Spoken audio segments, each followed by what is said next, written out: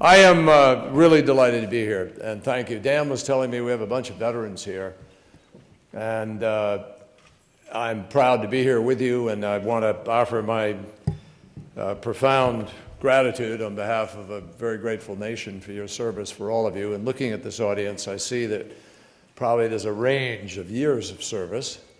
No disrespect to some of the gray hair I see in the audience, or lack thereof. I am very, very grateful that you're all here, and privileged to be able to have a few moments to share some thoughts with you. And I also, as a sitting member of Congress, it's pretty nice to be invited somewhere to speak anywhere, you know. I was walking through an airport not so long ago, and you know, you can tell when you have that moment of recognition from somebody, and this guy sort of points over and, hey you, anybody ever tell you look like that Kerry guy we sent down to Washington? and I tell him, yeah, they tell me that all the time. He says, kind of makes you mad, don't it? So I don't have any illusions, folks. I don't know how Dan does it. He travels the world, and he covers so many important issues. And as you know, he puts out the annual report on leadership, on the U.S. leadership, and Congress only received a good evaluation as compared to outstanding marks for the executive department. And I decided in coming here that I would not question the methodology, because the truth is, I'm absolutely thrilled to see the word Congress and good in the same sentence. It's pretty important. But I want to extend a thank you to the Global Leadership Coalition. Now more than ever, we need a strange bedfellows coalition, frankly, like the USGLC, that can bring together American business with leading humanitarian NGOs and faith-based organizations and others to make the case for smart power. And it's a case that regrettably needs to be made to deal with some of the toughest challenges that we face in an ever more complicated world. In many ways, the world that we're dealing with today is far more like the 19th and 18th century worlds. The worlds of, you know, the Metternichs and Disraelis and others, and state power and state interest, and very different from the 20th century, and particularly the latter part of the 20th century, which was so characterized and defined by the Cold War, by a very easy kind of east-west bipolar relationship that was pretty clearly defined between the West and communism and totalitarianism. But the world has changed very significantly since the Berlin Wall fell, since the 1990s. And with the emergence of a level of sectarian strife, ethnic strife, religious tensions, many of which were bottled up by virtue of the Cold War and totalitarianism, for instance, the former Yugoslavia and Tito and so forth, now all unleashed. And we saw that in Bosnia in the 1990s, ethnic cleansing, and we see it in many other ways today. And that makes our challenge that much greater. And it's probably one of the reasons that you're seeing these very simplistic bromides being offered in our so-called political dialogue. I have a hard time considering the shouting match, the perpetual 24/7 cable television shouting match, as a dialogue, but such as it is, it's dragged down to the lowest common denominator of policies and of American politics. And believe me, my friends, we all lose by virtue of that. We all suffer, because we're not making smart choices if we make choices at all, if they're not just whatever is forced on us. From the pandemics that we face in various parts of the world to climate change, we actually have a flat earth caucus in the United States Senate. People who will stand up and tell you climate change isn't happening. despite 6,000 peer-reviewed studies that tell us, as a matter of scientific fact, that human beings are creating this transformation to some degree. Not everybody can tell you exactly what outcome or what degree, but we know it's happening. But we have people, United States senators, who stand up and say there isn't enough evidence. Actually, we have a nominee for President of the United States, erstwhile nominee, who has now taken the same position. So that's where we find ourselves. Failed states, failed statism. Pakistan, as complicated as a country can get, as difficult a challenge of governance as well as in other parts, and I can run through a long list, unfortunately, of countries. But really the bottom line is, in my judgment, what it demands is a new strategic definition for this moment, and one that we can actually take out to the country and be proud of and organize around. One that has a greater commitment to diplomacy and to development, and that understands why we do that.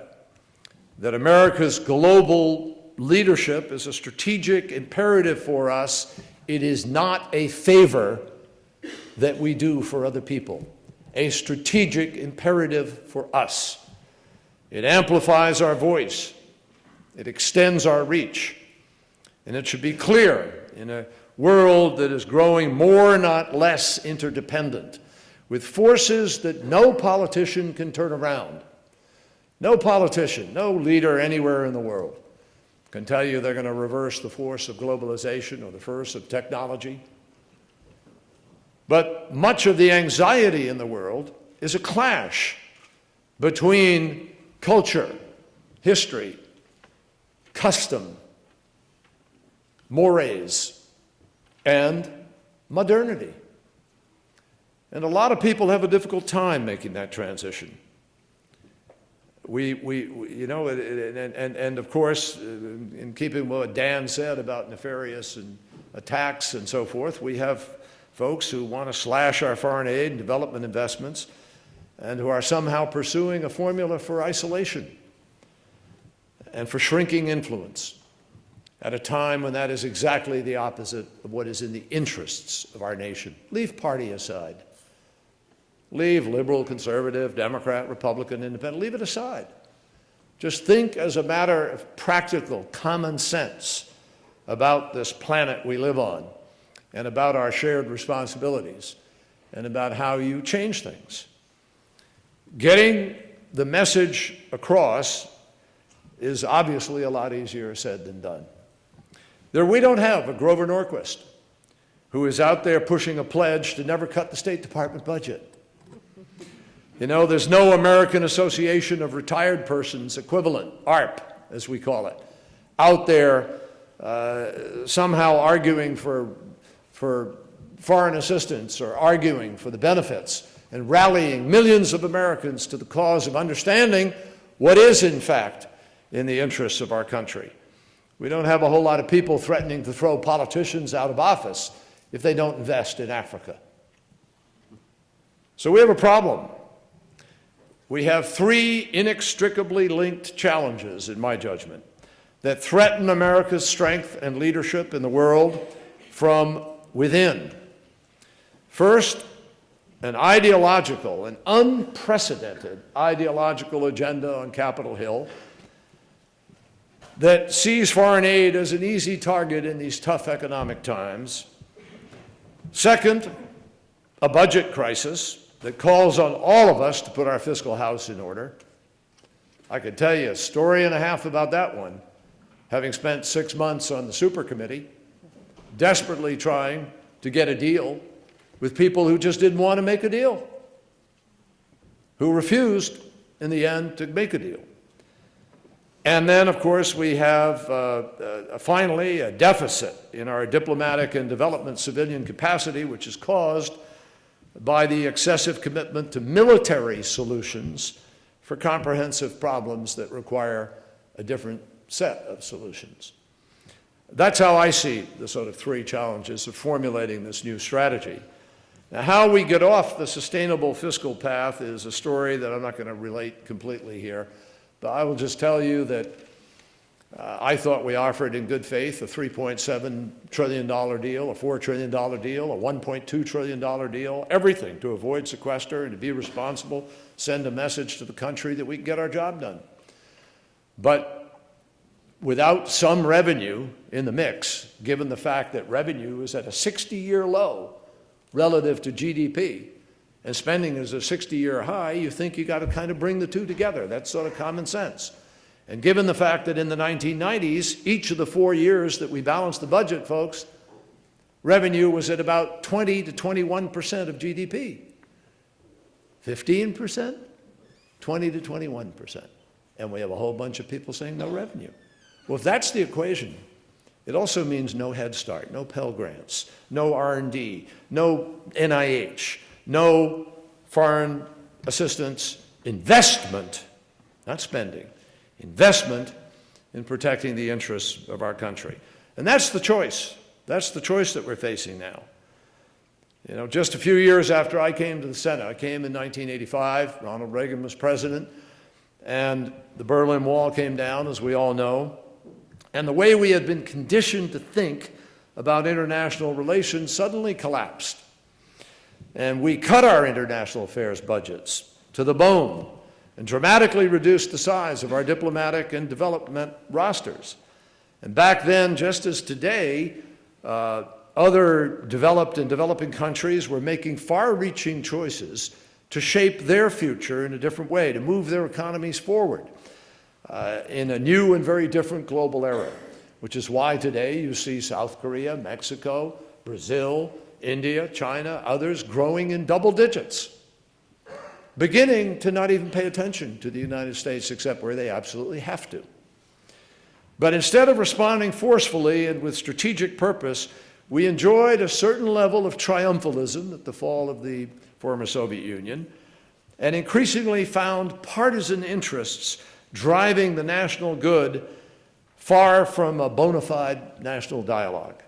And the results were predictable: a deficit in resources, personnel, and expertise at USAID, a State Department that lacked the agility to respond to emerging crises effectively, a military that wielded outsized influence in foreign policy, and an American public that was wary of international engagement.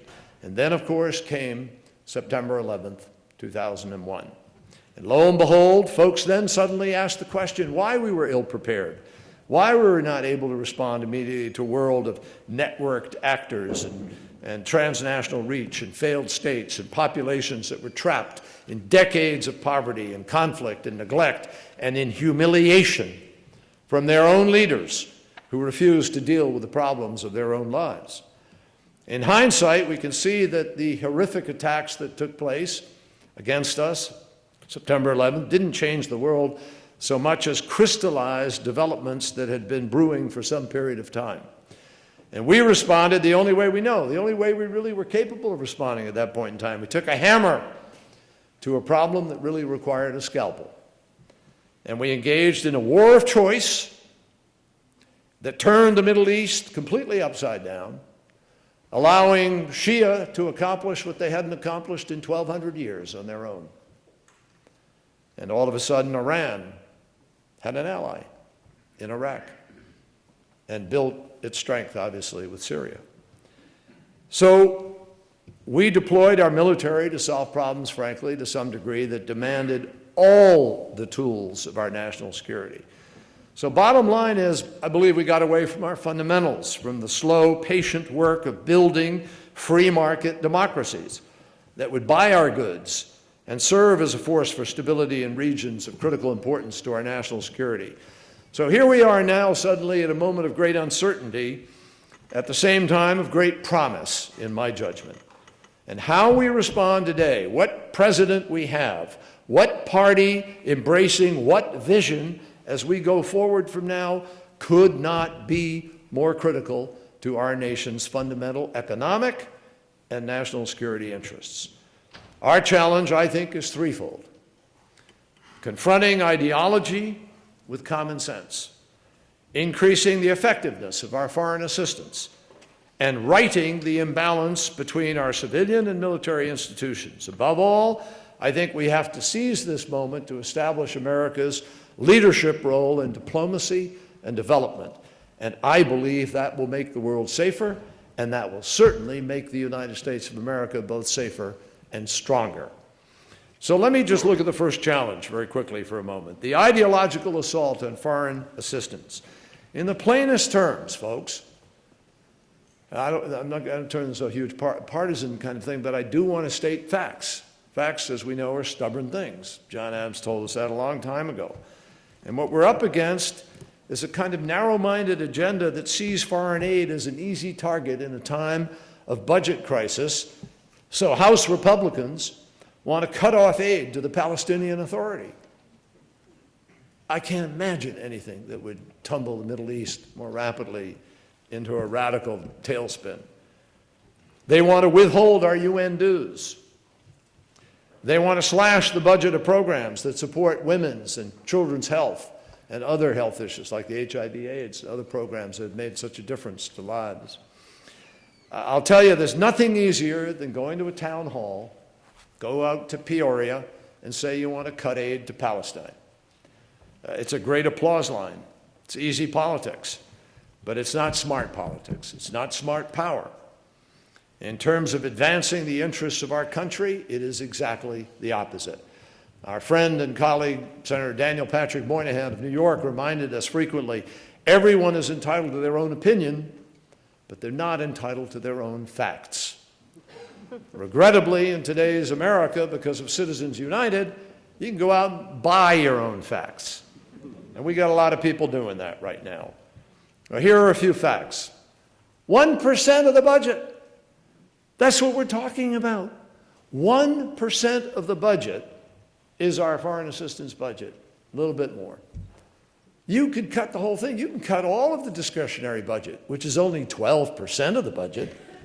I mean, you can cut all the grants to cops in various communities and various efforts we make for education and everything. You cut it all. It's only 12% of the budget. You can't deal with the problem doing that, folks, not to mention the harm you would do to the long-term growth and welfare of our nation.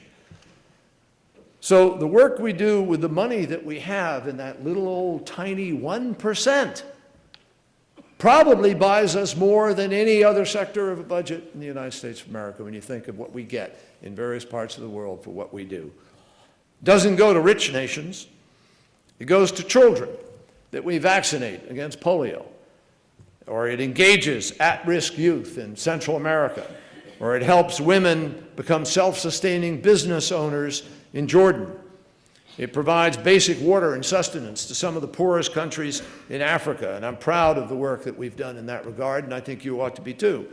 And the reason that we ought to do those things is because it makes a difference ultimately to the development of those nations, to the stability of those nations, to the capacity of those nations to embrace democracy, and ultimately to be able to offer the kind of opportunity that we believe comes with democracy to their citizens. Secretary of State George Marshall understood that. After World War II, Europe was in shambles, beyond depression. The economy was crushed. People were starving. Same thing in Japan. And the United States of America, against the will, I might add, of the majority of Americans at the time, understood there was a value to rebuilding Germany and rebuilding Japan. And today, folks, Germany and Japan are among our strongest allies. They are among the strongest democracies, among the strongest economic forces on the planet, though obviously Japan's going through a difficult time. But look at what they've become as a consequence of the choice we made with American taxpayer dollars and what we get for it in the Far East as well as in Europe. The success of President Truman and the Marshall Plan has become one of the foundational narratives of American foreign policy. And understanding that isolation was no longer a choice, it led Europe out of the darkness. Now, I just give you a few examples of how this kind of involvement makes a difference. Exports today support nearly 10 million jobs in the United States. They drive a substantial percentage of our economic growth. Nearly half of U.S. exports go to the developing world, and that share is increasing about 3 times faster than exports to other countries. Add all this up, and it means that our economic prosperity is directly tied to our ability to create new American markets overseas. That's in America's interest. The Overseas Private Investment Corporation does its part. And under the Vietnam Support for Trade Acceleration, or STAR program, USAID has helped Vietnam improve its trade and its regulatory climate. And the results speak for themselves. For minimal investment, the United States has reaped enormous returns, with exports to Vietnam increasing by over 700%. That's our benefit. Take South Korea. Between 1953 and 1973, the United States provided some $4 billion of assistance to South Korea. Today, South Korea is the world's 15th largest economy, our 7th largest trading partner, and if you look at the top 15 export markets for the United States, 10 of them are former aid recipients. So you talk about a good return on the dollar, it's extraordinary. Now, let me, I see that we're sort of running low on time a little bit. I don't know how tight time is, Dan. We're okay a little bit. But I want to, for any severe conservative out there, let me just say to you, what is fiscally responsible about starving our foreign policy budget of $1 billion today, only to spend $1 trillion later when an otherwise avoidable crisis or armed conflict engulfs us? I don't get that. The simple fact is that every single day the State Department leads operations that strengthen our security. And I believe President Obama and his foreign policy team have been exceptional in their ability to be able to marshal diminishing resources and maximize the results, with major changes to how we do USAID, to how we are engaged in these countries, to what our metrics are, to how we do the kinds of things that make a difference. And I think that teaching foreign military officers American values and skills actually creates additional defense capacity, so that down the road, if you had to, we can fight together with burdens shared equitably. And training foreign law enforcement and counterterrorism officials in American investigative techniques improves their capability and our security. These are all linked. Implementing stricter export controls, training international weapons inspectors, and securing our borders all allow us to guard against the most pernicious of threats, which is terrorism by weapons of mass destruction. Now, I think most of everyone here would agree that Secretary Gates, Bob Gates, was a terrific Secretary of Defense. And he knew how to serve the country, not a party. And when he left, he said this: development is a lot cheaper than sending soldiers. Nobody understood better than Bob Gates how this transformation, he was the one who raised the excessive reliance on the military and the amount of transfer that had gone from development and State Department into our military budget. So I believe it is clear that increasing our investments in diplomacy and development is critical, and we have to keep working on it. And it's very clear to me there is a gulf, wider than this stage by far, between the two parties as to their view about how we do that and what we ought to be doing. Now, I have long advocated the use of enterprise funds as a way to help grow the private sector. And Senator McCain and I traveled together to Egypt, to Cairo, and we brought with us Jeff Immelt of General Electric and the head of Coca-Cola and other major corporations to show that we were prepared to invest and to try to make a difference in a country that is 1/4 of the Arab world, and where we are blessed not to have the sectarian divide of Shia and Sunni, but a very strong history of civil society and an ability to be able to try to build an economy. Before Tahrir Square, the Egyptian economy was at 8% growth rate. That was a little bit over a year ago now. It could quickly get back to that if they can find a way forward in terms of their current political and economic divisions, and I believe, I'm hopeful, that over time they're going to sort of stumble forward to be able to do that. But we need to set our own clear priorities here, friends, going forward. The United States can't be everywhere at once. We know that. It can't solve everyone's problem, and we're not going to try. nor should it. But our goal ought to be to create the conditions for inclusive and sustainable economic growth so that countries themselves can turn freedom into lasting democracy and economic opportunity. And I think if we focus our assistance on countries that are committed to reform, that is one way that our aid programs work best. We also need to focus on what is sustainable, a critical component. Putting sustainability front and center means responding to legitimate needs and allowing our assistance to be demand-driven as opposed to being determined by the interests of the supplier. And it also means a clear handoff strategy so that we step back after we have engaged people and transferred responsibility to other donors, to the private sector, and most importantly, to the host nation itself. And finally, if the early years of the 21st century have taught us anything, it ought to be that in a globalized world, our problems are more interconnected than at any time in history. Never has the planet been as small and as integrally important each to each other as we are today, like it or not. Today, over 80% of all money flowing from the United States to the developed world comes from private sources. So if we're going to meet the challenges of the next century, I believe of this century, we have to engage in a new strategic public-private partnership. And the kind of thing that John McCain and I did in Egypt, I think, ought to be replicated because it's one of the ways we're going to attract private capital, huge amounts of private capital. We have $2 trillion, apparently, of American business money sitting overseas looking for places to invest. And when you add Gulf state money and China and these other growing nations, it's not a lack of capital, folk. It's a lack of confidence. It's a lack of stability. And if we build that stability and build that confidence, we will find the capital, we will grow these economies, we will create middle classes, and we will find the stability that begins to bring people together and changes the possibilities for everybody on this world. But we have to build our civilian capacity to do this. That is the third challenge, to right the imbalance between civilian and military institutions. I'm passionately committed to and an admirer of what our military is today.